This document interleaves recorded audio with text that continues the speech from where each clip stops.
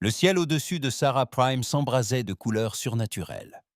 Des flammes violettes et vertes s'abattaient de l'orbite, tandis que les vaisseaux de guerre Krylotes déchiraient les défenses de la planète comme du papier. Dans le centre de commandement de la capitale, le général Vorat assistait à la destruction de son monde sur une douzaine d'écrans simultanément. Toutes les plateformes défensives sont détruites. Un officier rapporta, la voix tremblante. L'anneau orbital a disparu. Il cible maintenant les installations de surface. Vorat ferma les yeux et sentit son cœur se serrer. Des Sarah Prime possédaient la deuxième armée la plus puissante de la galaxie connue. Ils s'étaient préparés à cette invasion pendant des mois après avoir vu l'hégémonie Krylote déferler sur la bordure extérieure. 47 mondes étaient tombés aux mains de ses conquérants. 47 civilisations à genoux. Tessera Prime était censée être différente. Elle disposait de boucliers énergétiques capables de résister à des frappes nucléaires. Elle possédait des réseaux de défense à liaison quantique. 3 millions de soldats étaient prêts à combattre. La bataille avait duré 4 heures. Envoyez le signal de reddition, dit Vorat d'une voix calme. Sur le pont du vaisseau amiral Hegemony, le Dominion éternel, le maître chaleureux tous observa le drapeau blanc ennemi apparaître sur ses écrans. Ses lèvres, dépourvues de lèvres, esquissèrent un sourire. Les Krylos étaient de grandes créatures minces, recouvertes d'écailles sombres. Leurs yeux rougeoyaient dans la pénombre du pont. Un autre monde s'agenouille, dit Zatus à son second. Enregistre le temps. 4 heures et 17 minutes entre le premier contact et la reddition. Acceptable. Les Tessériens avaient une solide réputation, fit remarquer le second. Pourtant, ils tombèrent aussi facilement que les autres. Cetus acquiesça.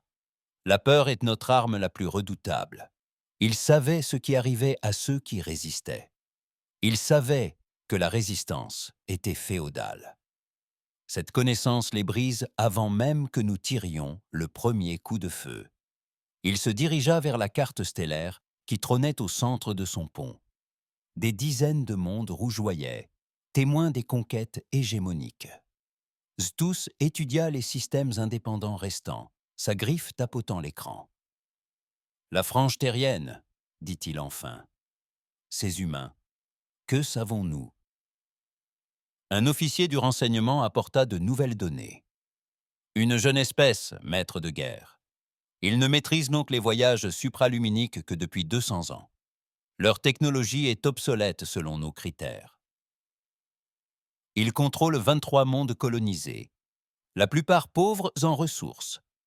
Leur force militaire est minimale. Leur flotte est dispersée, assurant la protection des routes maritimes contre les pirates.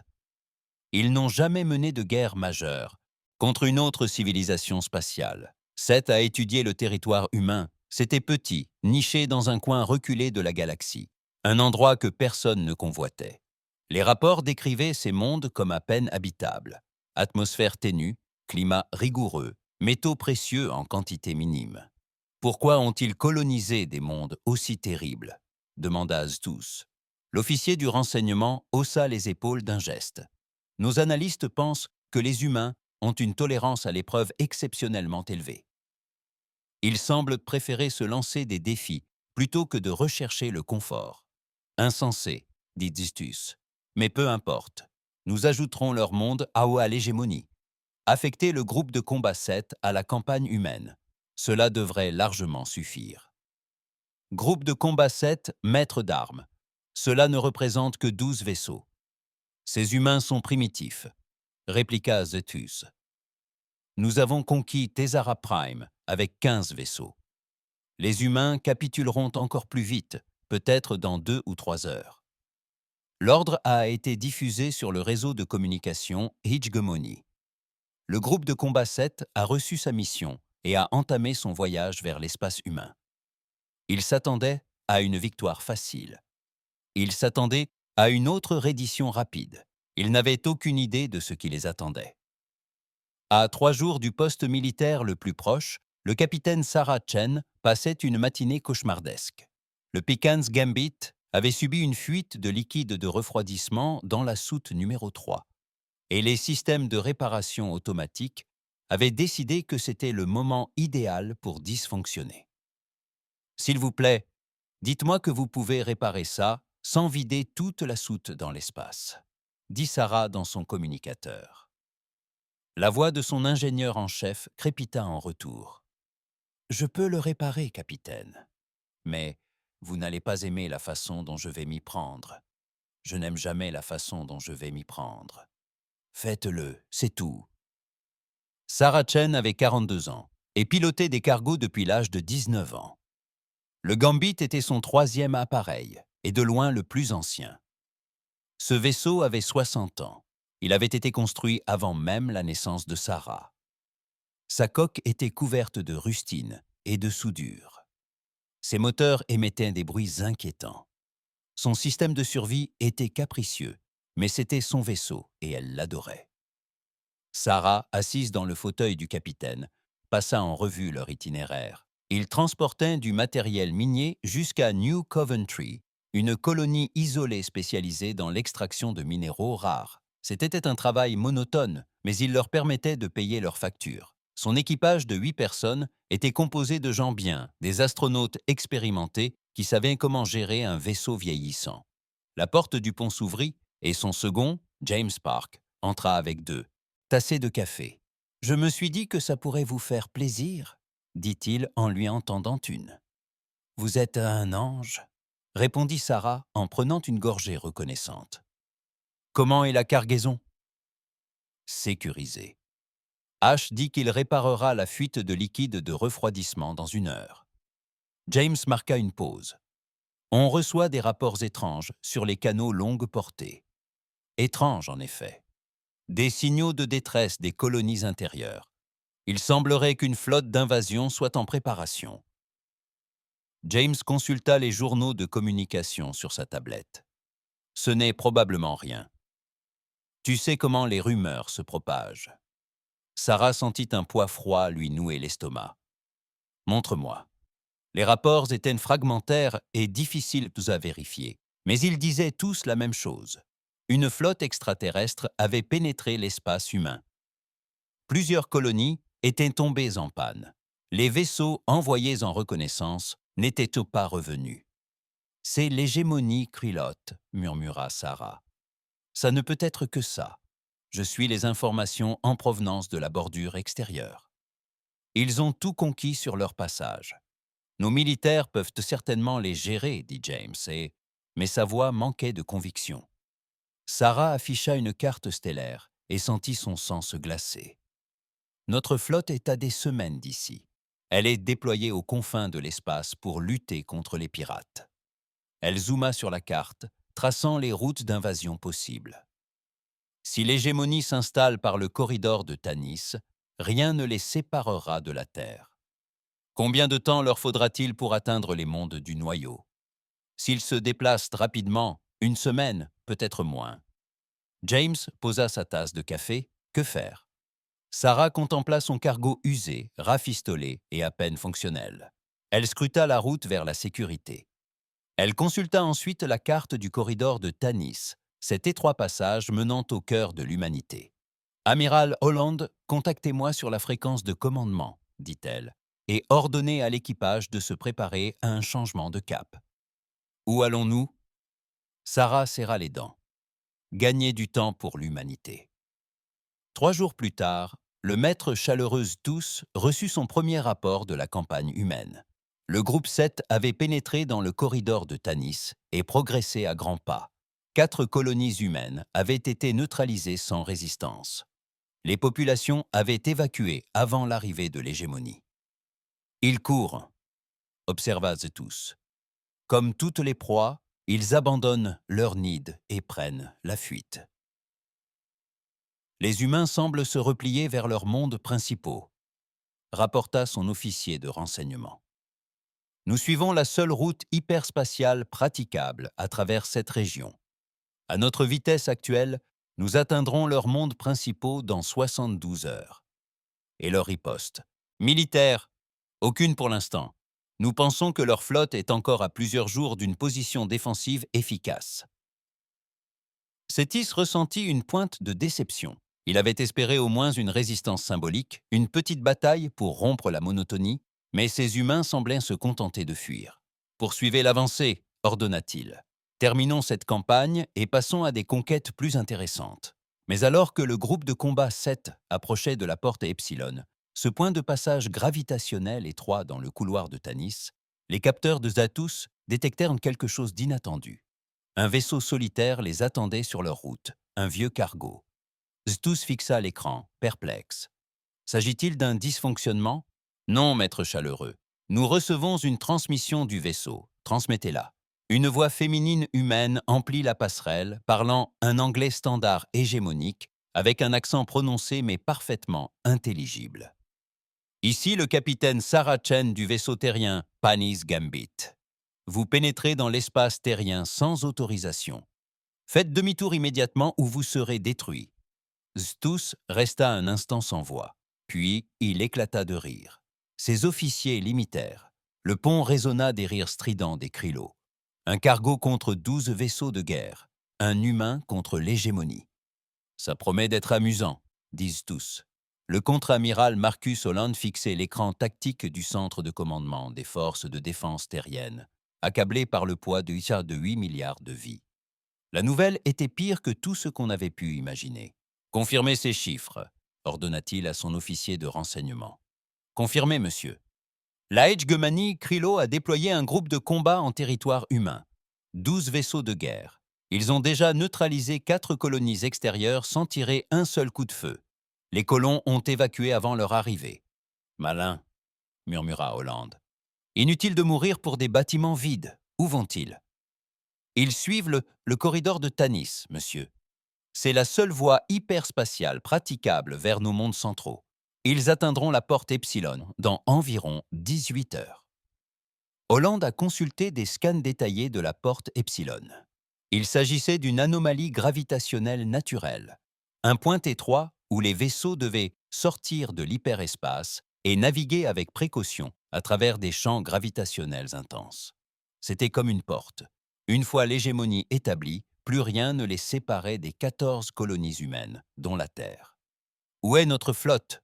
demanda Holland, bien qu'il connaisse déjà la réponse. « Dans 3 semaines, monsieur, le groupe de combat de l'amiral Chen est engagé dans des opérations anti-piraterie aux confins de l'espace. Ils ont reçu l'ordre de rappel il y a 1 heure, mais même à vitesse maximale, ils ne pourront pas arriver avant 21 jours, soit 3 semaines. L'hégémonie consumerait l'espace humain en 3 jours à leur rythme actuel. » Holland serra les poings. « Il nous faut quelqu'un à la porte Epsilon. Quelqu'un pour les ralentir, les rendre prudents, nous donner le temps de faire revenir la flotte. » Monsieur, nous n'avons aucun moyen militaire dans cette région. Le patrouilleur le plus proche est à 48 heures de vol. Alors, lancez un appel général. Holland déclara. N'importe quel navire, militaire ou civil, peu importe. Il nous faut quelqu'un pour tenir cette porte pendant 72 heures. Son second le regarda avec une horreur non dissimulée. Monsieur, vous demandez à quelqu'un de se suicider. Face à ces navires de guerre, n'importe quel bateau isolé serait détruit en quelques minutes. Je sais ce que je demande, répondit Holland d'une voix calme. Mais si personne ne tient cette ligne, des milliards de personnes mourront. Faites passer le message. Soyez clair sur votre offre. Sans détour. Ils seront confrontés à une situation désespérée. Le message a été diffusé sur toutes les fréquences, canaux militaires cryptés et bandes civiles ouvertes. Il était bref et brutal dans sa franchise. Ici, le contre-amiral Marcus Holland des forces de défense terriennes. Nous avons besoin d'un vaisseau pour tenir la porte Epsilon contre les forces ennemies pendant 72 heures. C'est une mission de volontariat. Les chances de survie sont nulles, mais vous sauverez l'humanité. Tout vaisseau à portée, veuillez répondre pendant 5 minutes. Un silence s'installa, puis une voix crépita sur le canal de communication. Une voix féminine calme, teintée d'un humour pince sans rire. Amiral Holland, ici le capitaine Sarah Chen du cargo Panis Gambit. Nous sommes à 4 heures de la porte Epsilon. Nous tiendrons bon. Holland sentit sa gorge se serrer. Capitaine Chen, avez-vous compris le message? C'est un aller simple. Parfaitement compris, amiral. Mon équipage a voté à l'unanimité. 8 voix pour, 0 contre. Nous ajustons déjà notre cap. Capitaine, je dois être clair. Vous allez affronter 12 vaisseaux de guerre Hijgemani. Ce sont les mêmes forces qui ont anéanti le Sarah Prime en 4 heures. Votre vaisseau est un vieux cargo rafistolé avec du ruban adhésif et de l'espoir, conclut Sarah. Oui, je sais, mais il faut bien que quelqu'un essaye, non? Autant que ce soit nous. Holland consulta le registre du Gambit. 60 ans. Armement limité à la défense antimissile de base. Équipage maximum de 10 hommes. Actuellement, 8 à bord. C'était plus un entrepôt volant qu'un navire de guerre. Bon vent, capitaine Chen, dit Holland. L'humanité n'oubliera pas ce que vous faites. Assurez-vous simplement d'être présent dans 72 heures, amiral. Nous essaierons de vous laisser quelques ennemis à abattre. La communication fut coupée. Holland s'affaissa lourdement dans son fauteuil et se prit la tête entre les mains. Il venait d'envoyer 8 civils à la mort, mais il pourrait bien sauver des milliards. À bord du Gambit de Fanny, Sarah réunit son équipage dans la petite cuisine. Tous les 8 se pressèrent autour de la table, le visage grave, mais déterminé. « Vous avez tous entendu le message, » dit Sarah. « C'est votre dernière chance de changer d'avis. Nous pouvons déposer n'importe qui à la station la plus proche. Sans jugement. C'est une mission de volontariat, et cela signifie que vous pouvez choisir de ne pas vous porter volontaire. » Marcus Wu, le chef mécanicien, renifla. « Capitaine, je vole avec vous depuis 12 ans. Si vous croyez que je vais vous laisser partir en mission suicide sans personne pour maintenir les moteurs en marche, vous vous trompez lourdement. »« Je reste, » dit James Park, le copilote. « Moi aussi, » ajouta Elena Rodriguez, la navigatrice. Un à un, les membres d'équipage confirmèrent. Toi, il restait, il se battait. Sarah sentit ses yeux brûlés, rongés par les larmes. « Très bien.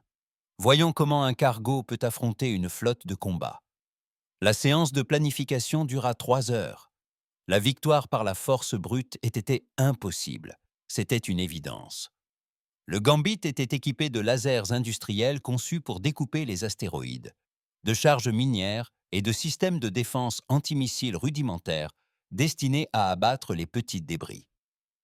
Face aux boucliers et blindages militaires, ces armes seraient aussi inefficaces que de jeter des pierres sur un char d'assaut. « Il faut changer de stratégie, » dit Sarah. « On ne peut pas se battre comme un navire de guerre. Il faut se battre comme ce que l'on est. »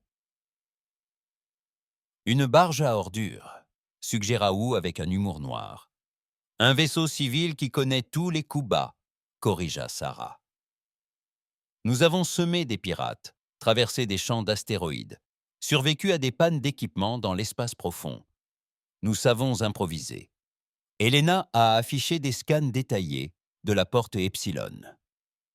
Les champs gravitationnels y sont intenses et chaotiques. Les vaisseaux militaires redoutent ce genre d'environnement car ils perturbent leur système de ciblage et leur coordination tactique. Mais nous avons connu pire. On utilise l'environnement comme une arme, dit James lentement. On connaît ce terrain. Eux, non. Sarah acquiesça. Exactement. Et on ne joue pas franc jeu. On ne suit pas la doctrine militaire. On fait tout ce qu'il faut pour survivre une minute de plus. Wu disparut dans les ateliers d'ingénierie et revint des heures plus tard avec une liste effrayante de modifications. Ils ont récupéré les charges minières des cales et les ont transformées en mines improvisées. Ils ont augmenté la puissance des lasers industriels en court-circuitant les systèmes de sécurité. Ils ont reprogrammé le système de défense rapproché pour qu'il tire des mâts. Rafale plus longue, même si cela risquait de l'endommager plus rapidement. Je récupère les capsules de sauvetage. Wu annonça « Nous pouvons rediriger la production de leurs réacteurs pour obtenir 30% de puissance supplémentaire. Il ne nous restera plus de capsules de sauvetage », fit remarquer Sarah. Wu la regarda droit dans les yeux. « Capitaine, nous savons tous les deux que personne ne s'en sortira. Autant utiliser les ressources là où elles sont vraiment nécessaires. » Sarah voulut protester, mais il avait raison. Elle acquiesça. Le Gambit arriva à la porte Epsilon avec 2 heures d'avance. Sarah positionna soigneusement le vaisseau au centre du canal gravitationnel, précisément là où les vaisseaux ennemis devraient passer. Elle largua des dizaines de conteneurs remplis de débris métalliques et de matériaux réfléchissants, créant ainsi un champ de brouillage pour les capteurs. « Ce n'est pas grand-chose », dit Elena en observant leurs préparatifs. « Non », approuva Sarah. « Mais c'est ce qu'il nous faut. Tout le monde à son poste. Vérifiez vos combinaisons.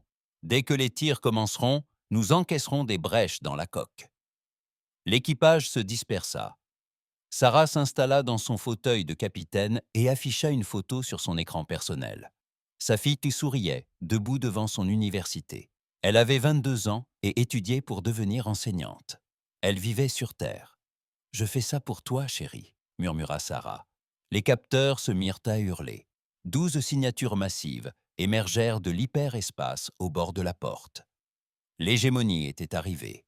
Sarah ouvrit un canal de communication.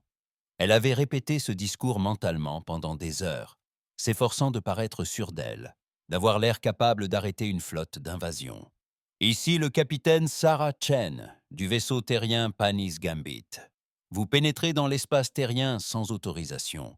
Faites demi-tour immédiatement ou vous serez détruit. » Un long silence suivit, puis Sarah l'entendit. Des rires. Un rire extraterrestre strident emplit son canal de communication. Une voix traduite, empreinte de mépris, se fit entendre. « Un cargo menace l'hégémonie. C'est amusant. Je suis le maître chaleureux Stus.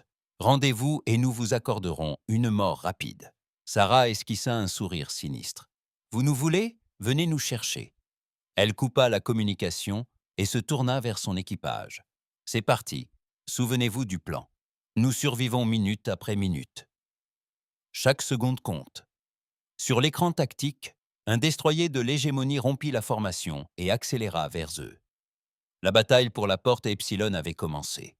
Les mains de Sarah se portèrent frénétiquement sur ses commandes. Elena trace une route à travers la grille 7. « Hurrah! Il me faut ces lasers prêts à tirer sur mon signal. À vos marques, capitaine. » Le destroyer s'approcha à portée de tir et ouvrit le feu. Des éclairs d'énergie fendirent l'espace, brillants et mortels. Sarah vira brusquement à tribord, utilisant les tourbillons gravitationnels de la porte pour les orienter selon un angle inattendu. Les tirs ennemis manquèrent leur cible de 50 mètres. Leurs ordinateurs de ciblage ne compensent pas les fluctuations de gravité. James a signalé qu'ils combattaient grâce à leurs capteurs et non à leur instinct. « Alors, neutralisons leurs capteurs », a dit Sarah. Elle a déclenché l'un des conteneurs de fret préparés. Il a explosé, libérant un nuage de paillettes réfléchissantes qui ont dispersé les faisceaux de ciblage du destroyer. Profitant de la confusion, Sarah a rapproché son arme. Dangereusement près. Si près qu'elle pouvait distinguer des détails sur la coque ennemie. Waouh! Les lasers industriels ne tirèrent plus sur les boucliers du destroyer, mais sur les mines magnétiques qu'ils avaient placées sur des débris flottant dans le champ de paillettes. Les mines s'activèrent, attirées vers la coque métallique du destroyer par leurs verrous magnétiques, et explosèrent. L'explosion n'était pas assez puissante pour détruire le navire de guerre, mais ce n'était pas nécessaire. Les charges creuses dirigées vers le maître Z fixèrent le destroyer détruit, et il ressentit une émotion qu'il n'avait pas éprouvée depuis des années. La surprise. Pas la peur, pas encore, mais une véritable surprise. « Rapport », ordonna-t-il. Son officier tactique s'empressa d'analyser la bataille. Le vaisseau humain a utilisé des mines magnétiques fixées à des débris. Ils ont attiré notre destroyer à proximité, puis ont activé les mines. Notre commandant n'a détecté le piège que trop tard. Un cargo vient de détruire un destroyer de l'hégémonie, dit Zatus lentement. Un seul cargo. À vrai dire, maître des armes, le destroyer a seulement été mis hors de combat, pas détruit. La main griffue de Zatus s'abattit sur sa console de commandement. Vaisseau hors service détruit en plein territoire ennemi. Ce vaisseau est désormais immobilisé. Son équipage est bloqué. Il prit une profonde inspiration, s'efforçant de réfléchir tactiquement. Cette capitaine humaine est rusée. Elle sait qu'elle ne peut pas gagner par des combats conventionnels, alors elle utilise des pièges et des ruses. Devons-nous procéder avec prudence, maître de guerre demanda Zétus. Non. Submergeons-la par le nombre. Envoyons 3 vaisseaux. Approchons-nous par des axes différents. Elle ne pourra pas les piéger tous les 3 d'un coup. 3 croiseurs Hidgemani s'avancèrent vers le Gambit de Pani.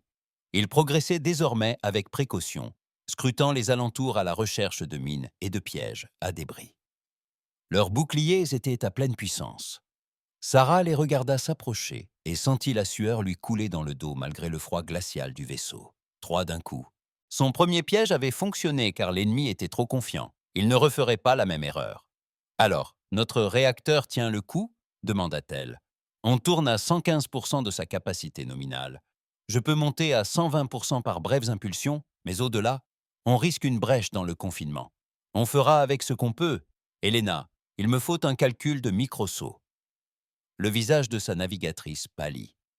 Capitaine, les microsauts si près d'une anomalie gravitationnelle sont de la folie. Les calculs à eux seuls pourraient prendre des heures à effectuer en toute sécurité.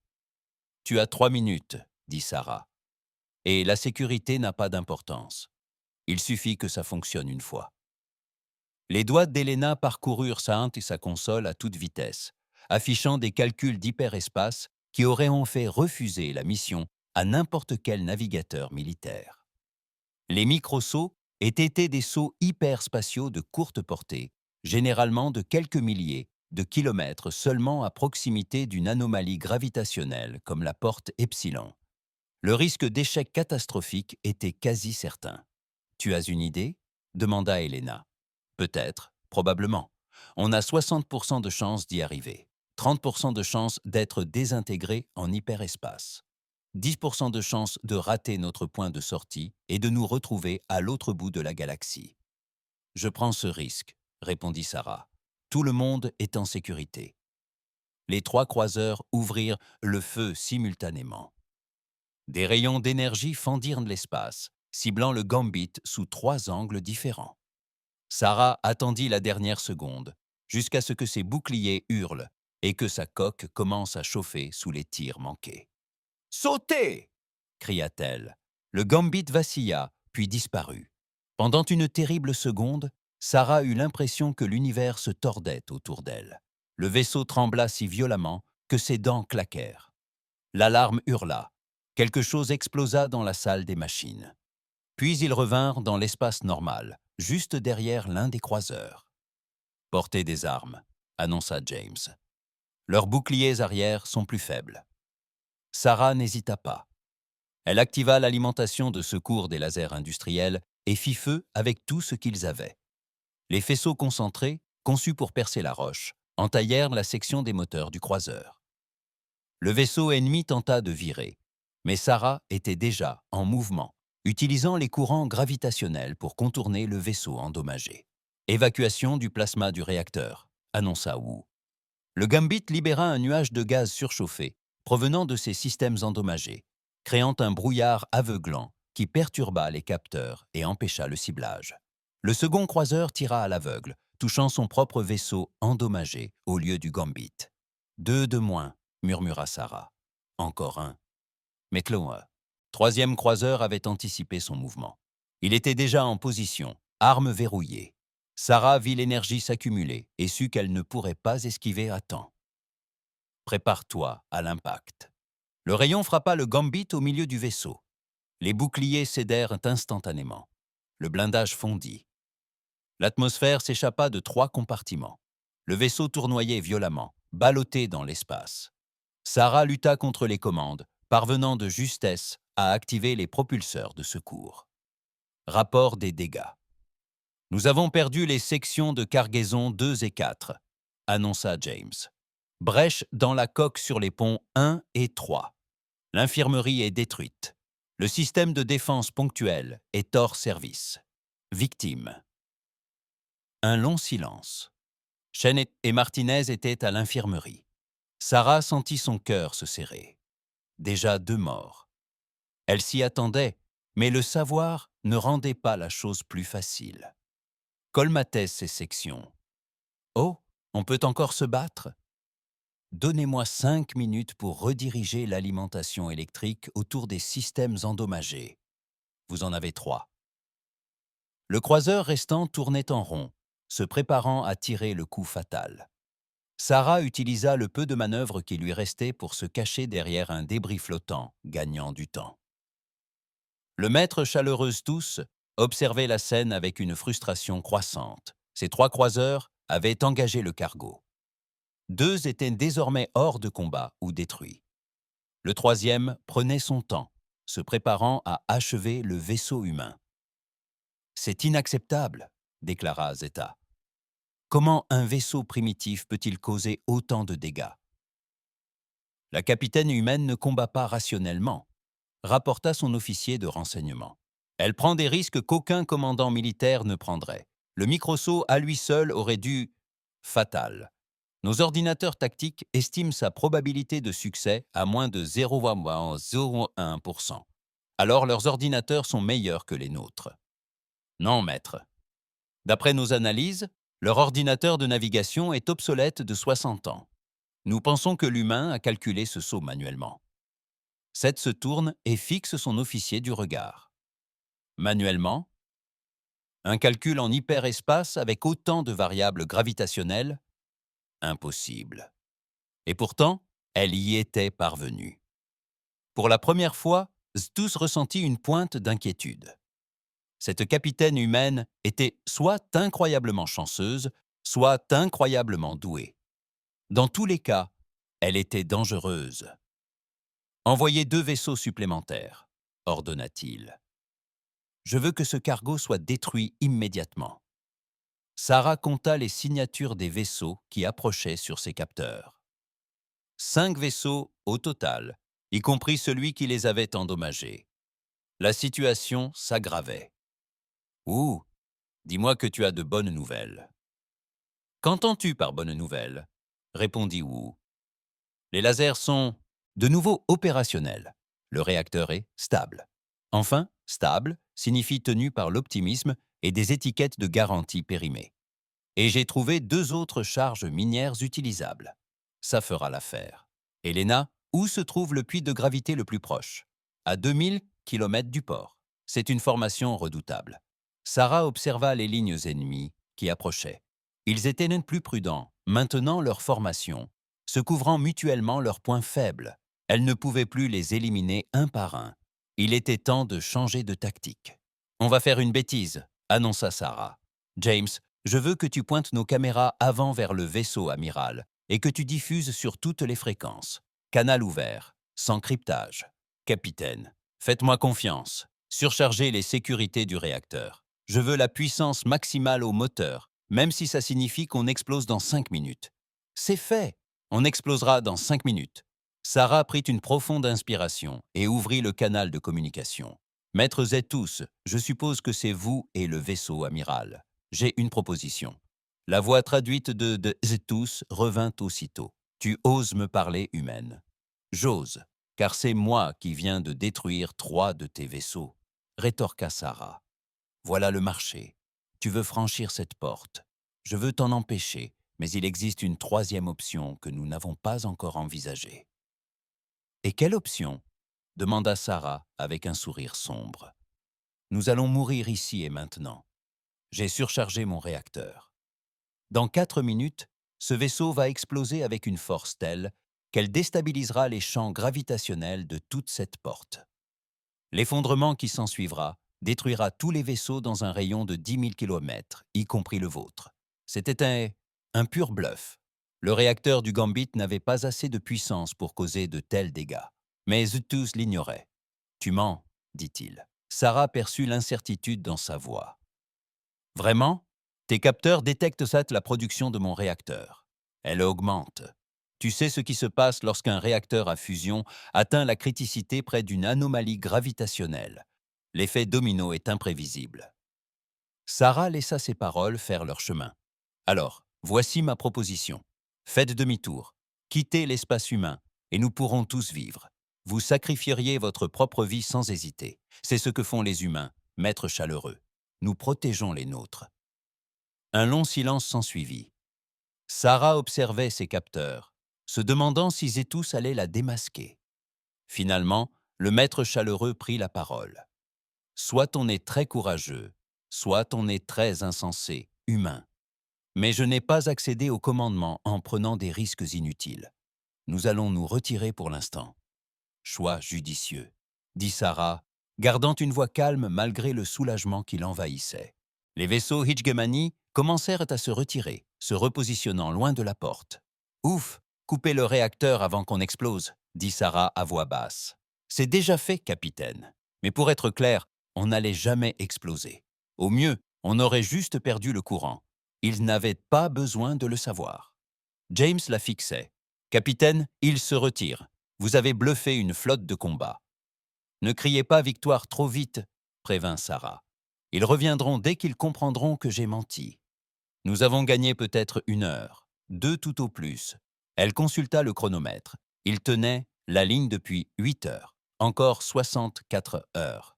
Sarah se laissa aller dans son fauteuil et s'accorda 1 minute de répit. 2 membres d'équipage morts. Le navire gravement endommagé. Les ennemis avaient temporairement battu en retraite, mais ils allaient certainement revenir. Ils avaient survécu de justesse au premier affrontement. Prenez de l'eau, vérifiez vos combinaisons et préparez-vous. Le répit dura 90 minutes. Sarah mit chaque seconde à profit pour se préparer à la suite. Wu effectua des réparations d'urgence sur les brèches de la coque à l'aide de plaques de rechange et de joints magnétiques. Elena recalcula leur position et cartographia tous les tourbillons gravitationnels dans un rayon de 10 000 km. James a organisé le reste de leurs provisions et de leurs armes. Il leur restait 2 charges minières. Les lasers industriels fonctionnaient, mais à capacité réduite. Le système de défense ponctuel était toujours hors service. Le réacteur était stable, mais capricieux. La moitié de leurs propulseurs de manœuvre était endommagée. « On ne survivra pas à un autre combat comme le dernier », murmura Wu en colmatant une brèche. Sarah acquiesça. « Alors on fera en sorte que le prochain combat soit différent. » « Comment ?»« J'y travaille. » Les capteurs émettèrent un signal d'alarme. La flotte Hitchgemani se remettait en mouvement, mais cette fois, elle n'envoyait pas 3 vaisseaux. Ils envoyaient 6 vaisseaux, soit plus de la moitié de leur force restante. Le maître chaleureux Zétus avait décidé d'en finir. Tous les vaisseaux maintiennent la formation. Stus ordonna le chevauchement des boucliers et la synchronisation des tirs. La capitaine humaine est intelligente, mais elle ne peut rien contre les mathématiques. 6 vaisseaux tirant de concert submergeront ses défenses en quelques secondes. Son officier tactique acquiesça. Nous avons analysé toutes ces tics et tactiques précédentes. Nous sommes prêts pour les micro-sauts, les champs de débris et les décharges de plasma de réacteurs. Nous avons des contre-mesures pour tout. Ensuite, finissons-en. Les 6 vaisseaux de guerre avancèrent en formation serrée, se couvrant mutuellement. C'était une doctrine militaire classique, le genre d'assaut coordonné qui avait anéanti des dizaines de civilisations. Sarah les regarda arriver et sentit un plan désespéré se former dans son esprit. C'était de la folie. Ça ne marcherait probablement pas, mais de toute façon, rien dans cette situation n'était raisonnable. « Elena, il faut que tu traces une route qui nous fasse traverser le puits de gravité 7, puis revenir autour du puits de gravité 12. » Elena afficha les calculs. « Capitaine, cette route nous soumettrait à des forces de cisaillement qui détruiraient le vaisseau. L'intégrité de la coque est déjà compromise. Nous ne survivrons pas à ces cisaillements gravitationnels. La coque ne survivra pas, acquiesça Sarah. Mais nous n'avons pas besoin du navire entier pour survivre. Juste la partie avant avec la passerelle et les moteurs. Ou peux-tu mettre en place une séparation d'urgence des soutes? Ou s'élargit. Tu veux volontairement briser le navire en 2? Je veux utiliser les soutes comme leurre pendant que nous manœuvrons la partie avant. Pouvez-vous le faire? La mise en place des charges de séparation prendra du temps.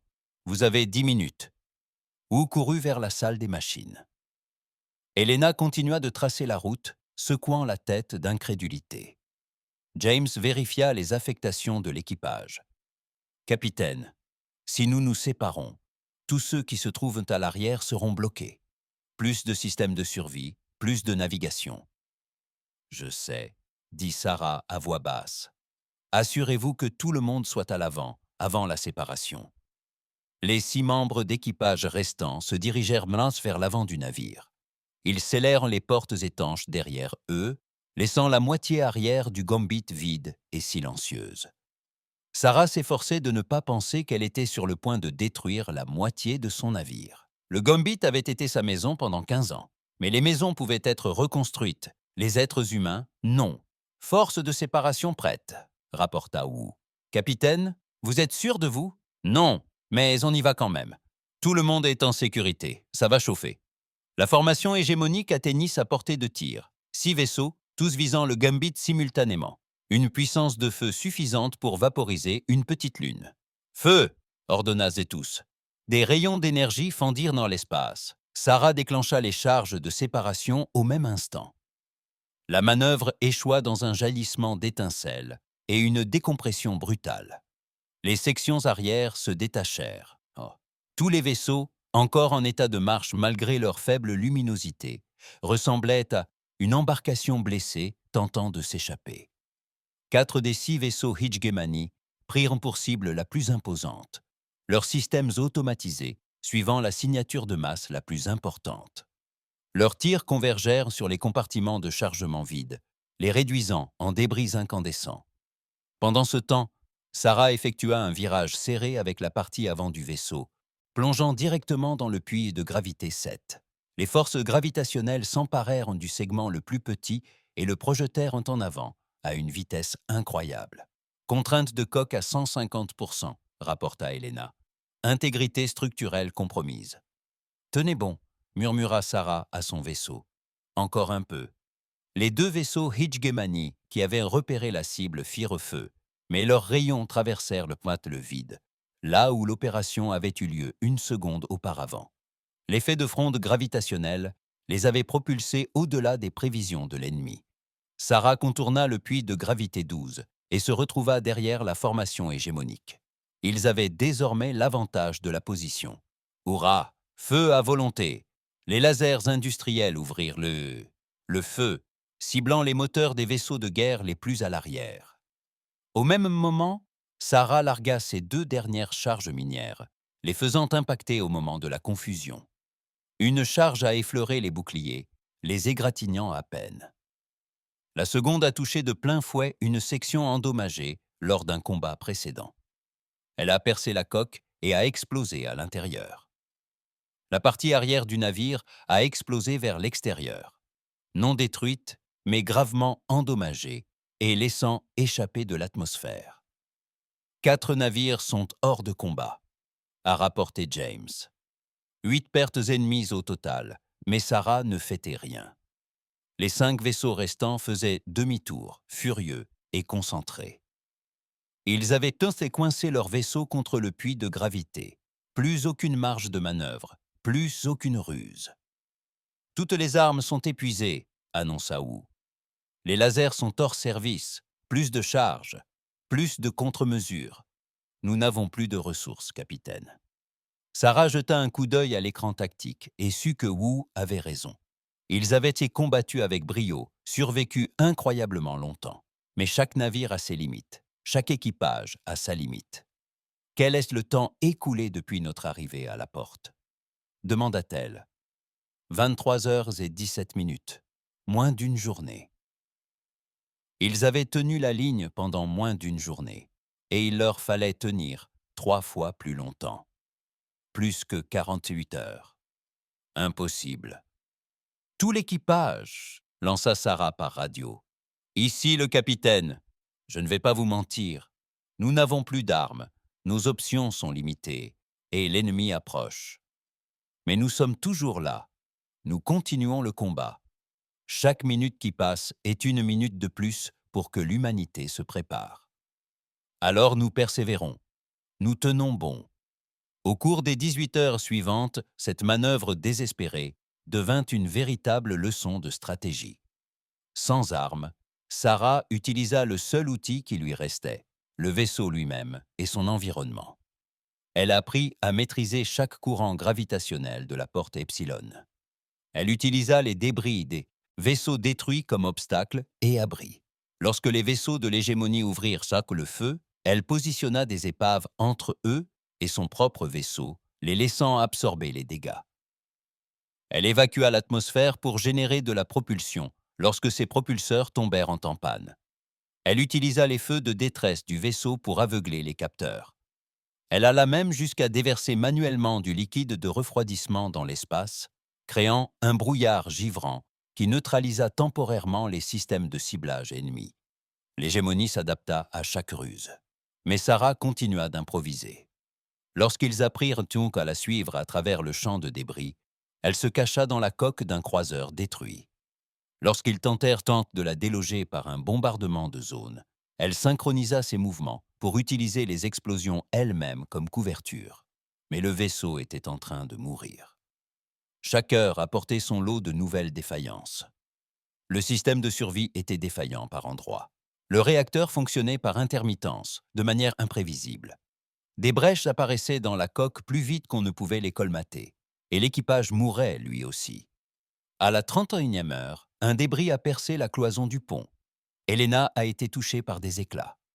Elle a survécu 3 minutes, le temps de transmettre ses calculs de navigation à James, avant de succomber à ses blessures dans son fauteuil. À la 42e heure, le médecin qui tentait de réparer une conduite électrique endommagée a été électrocuté. Le choc l'a tué sur le coup. À la 57e heure, Wu effectuait des réparations d'urgence dans la salle des machines, lorsque la section de coque sur laquelle il travaillait fut touchée de plein fouet. Le compartiment entier se retrouva exposé à l'air libre. Il parvint à colmater la brèche avant de mourir, sauvant ainsi le reste du vaisseau. Sarah ressentait chaque mort comme un coup violent. C'étaient les siens, son équipage, ses amis. Mais elle ne pouvait ni s'arrêter, ni ralentir, ni pleurer. Chaque seconde de chagrin était une seconde où le navire était immobile, où il ne fuyait pas, où il ne survivait pas. À la 60e heure, il ne restait plus que 3 personnes en vie.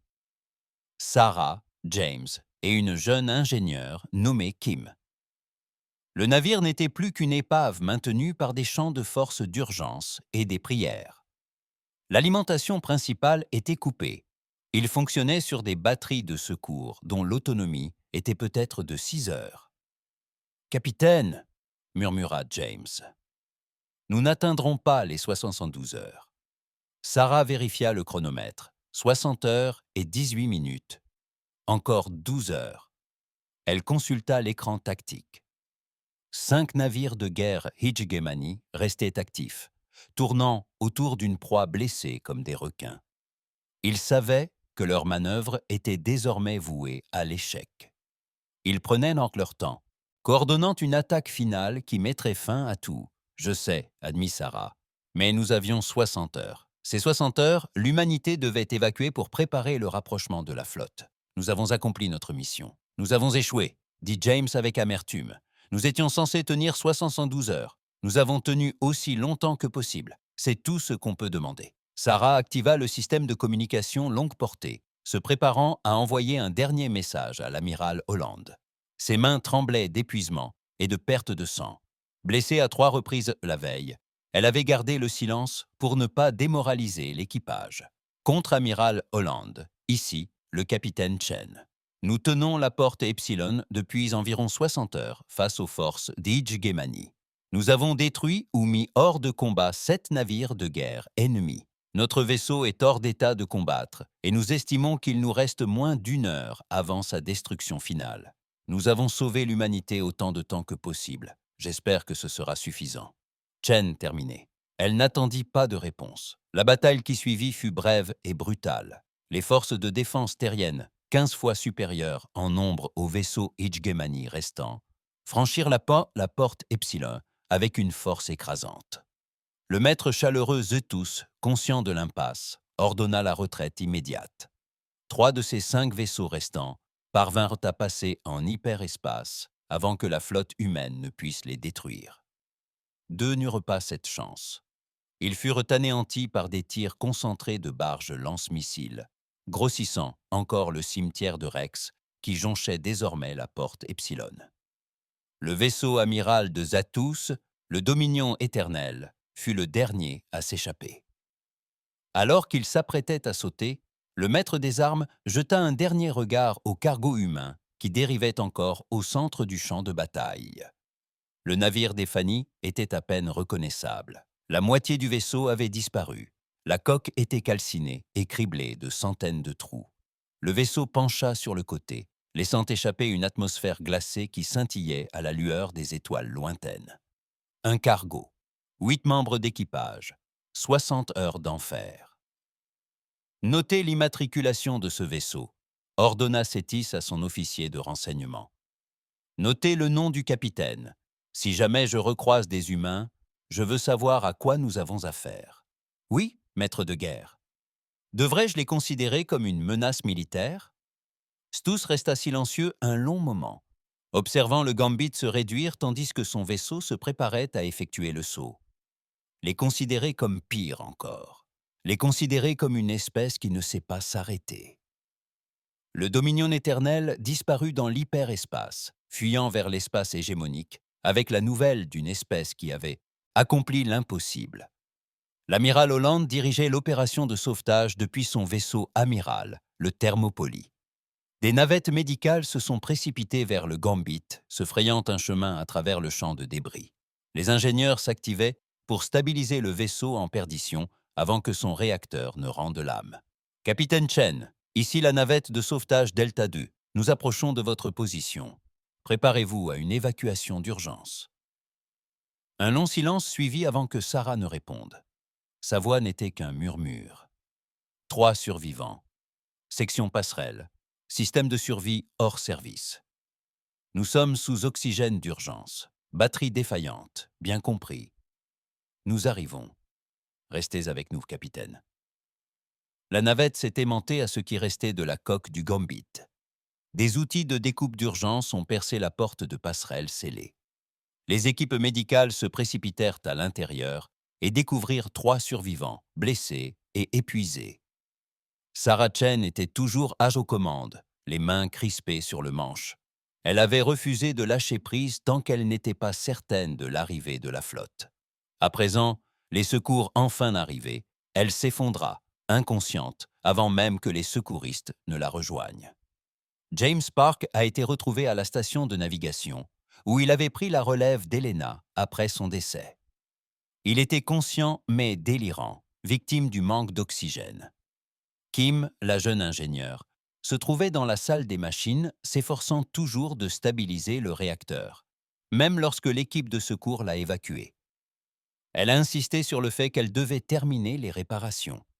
Tous 3 ont été conduits d'urgence à l'infirmerie du Thermopylae. Les médecins travaillèrent sans relâche pendant 12 heures, soignant des blessures allant d'une grave irradiation à des fractures, en passant par des traumatismes psychologiques. Sarah se réveilla 2 jours plus tard dans une chambre d'hôpital propre et blanche, imprégnée d'une odeur d'antiseptique. Un instant, elle crut être morte. Le paradis, peut-être. Certainement pas le pont exigu et crasseux du Gambit. Doucement, capitaine, dit une voix douce. L'amiral Holland était assis sur une chaise à côté de son lit. Vous êtes en sécurité. Vous êtes à bord de mon vaisseau amiral, avec mon équipage. La gorge de Sarah était nouée, sa voix à peine audible. James Park se remet. Quelques côtes cassées, une grande fatigue, mais il se rétablira complètement. Kim va bien, physiquement parlant, même si les psychologues souhaitent la suivre. Holland marqua une pause. Les 5 autres n'ont pas survécu. Je suis désolé. Sarah ferma les yeux. Elle le savait, bien sûr. Elle les avait vus mourir.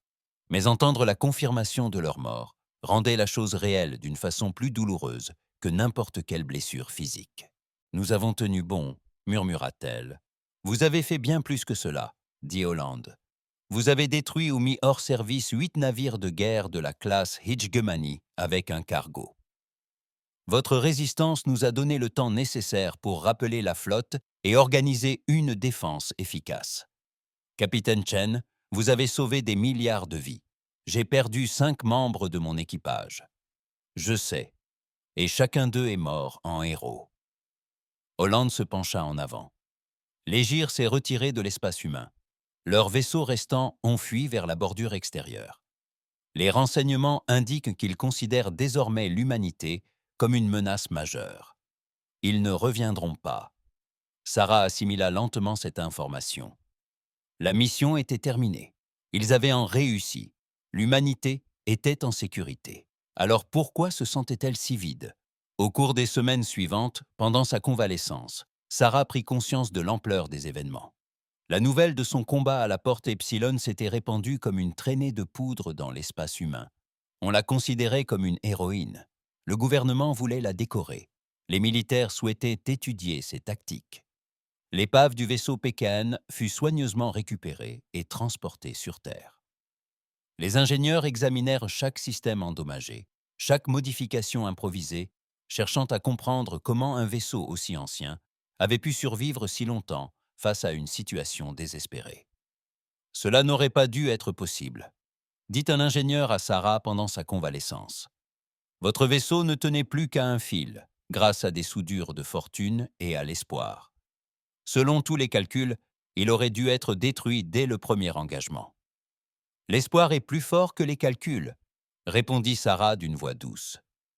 Lorsqu'elle fut enfin en état de quitter l'infirmerie, elle fut invitée à une cérémonie officielle à bord du thermopôle. Elle s'y rendit à contre-cœur, mal à l'aise sous tous ses regards. Elle ne se sentait pas comme une héroïne. Elle se sentait comme une capitaine de cargo, ayant survécu alors que son équipage avait péri. Des centaines de personnes assistaient à la cérémonie. Officiers, politiciens, journalistes. Sarah, au garde-à-vous dans un uniforme de cérémonie emprunté, se sentait mal à l'aise. L'amiral Holland prit la parole en premier, relatant la bataille en détail. Puis le Premier ministre terrien monta à la tribune. Tout au long de l'histoire de l'humanité, a déclaré le Premier ministre, il y a eu des moments où des gens ordinaires ont été appelés à accomplir des choses extraordinaires. Le capitaine Chen et son équipage ont répondu à cet appel.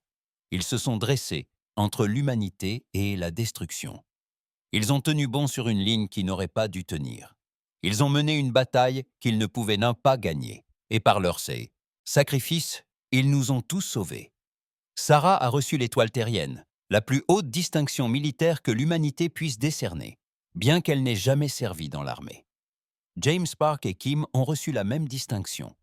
Les 5 membres d'équipage décédés ont été décorés à titre posthume, notamment Wu Elena Chen Martinez, l'officier médical dont Sarah ne pouvait prononcer le nom sans que sa voix ne se brise. Après la cérémonie, tandis que les gens la félicitaient et lui serraient la main, Sarah se sentait détachée de tout cela. Ils célébraient une victoire, mais elle ne pensait qu'au prix à payer. Plus tard dans la soirée, elle se tenait sur la plateforme d'observation du Thermopylae, contemplant les étoiles. La porte Epsilon était visible au loin, encore encombrée de débris de la bataille. « La fête ne vous plaît pas ?» demanda une voix. Sarah se retourna et vit une femme d'un certain âge en uniforme de capitaine. Son insigne indiquait « Martinez ». « Vous êtes de ma famille », commença Sarah. « Mon neveu », répondit doucement la femme. « Diego Martinez. Il était votre médecin. »« Je suis vraiment désolée, » dit Sarah. Les mots lui manquaient, mais c'était tout ce qu'elle avait. « Ne t'inquiète pas. Diego est mort en faisant ce en quoi il croyait, protéger les gens. C'était tout ce qu'il voulait. » Le capitaine Martinez contempla les étoiles. « Je voulais vous remercier, de lui avoir donné la chance de changer les choses, de les avoir si bien menées. J'ai causé la mort de 5 personnes. Non, vous avez donné à 5 personnes l'opportunité de sauver des milliards. Il y a une différence. » Le capitaine plus âgé sourit tristement. Diego envoya un message avant de mourir. Il disait être fier d'avoir servi à vos côtés. Il disait que s'il devait mourir, au moins cela n'aurait pas eu d'importance. Sarah sentit les larmes lui brûler les yeux. Cela avait de l'importance. Ils avaient tous de l'importance. Les deux capitaines restèrent là silencieux, pleurant les morts et honorant le sacrifice. Les semaines se transformèrent en mois. Les blessures physiques de Sarah guérirent, mais les cicatrices psychologiques mirent plus de temps à se refermer. Le gouvernement terrien lui proposa tous les postes qu'elle désirait. Commandement d'un vaisseau de guerre, grade d'amiral, poste d'enseignante à l'académie. Sarah refusa tout. « Je suis cargo », dit-elle à l'amiral Hollande. « C'est tout ce que j'ai toujours été. C'est tout ce que je veux être. » « Vous êtes une héroïne ?» insista Hollande. « Les héros sont ceux qui accomplissent des actes extraordinaires. » J'ai simplement fait mon devoir. Sarah esquissa un léger sourire. Après tout, la galaxie a toujours besoin de gens pour transporter des marchandises. Finalement, elle reçut un nouveau vaisseau. Le gouvernement terrien l'avait construit spécialement pour elle. Un cargo doté de systèmes ultramodernes et des technologies les plus récentes. Il voulait donc l'appeler le Gambit de Péphanie II, le dernier combat, ou un nom plus dramatique. Sarah, elle, l'a baptisé Souvenir. Avant son premier voyage de ravitaillement, Sarah a visité le musée naval de la Terre, où étaient exposés les vestiges du Gambit original. Le vaisseau avait été partiellement reconstruit, laissant apparaître les dégâts et les modifications improvisées apportées par son équipage. Des milliers de personnes visitaient le navire chaque jour. Les écoliers étaient émerveillés. Les anciens combattants saluaient. Tous voulaient voir le navire qui avait tenu bon. Sarah parcourait l'exposition seule, touchant les plaques de la coque marquées par le temps, voyant le pont où Helena avait péri. La salle des machines où Wu avait effectué ses dernières réparations. Une plaque près de l'entrée portait l'inscription « Le Gambit de la Panie ».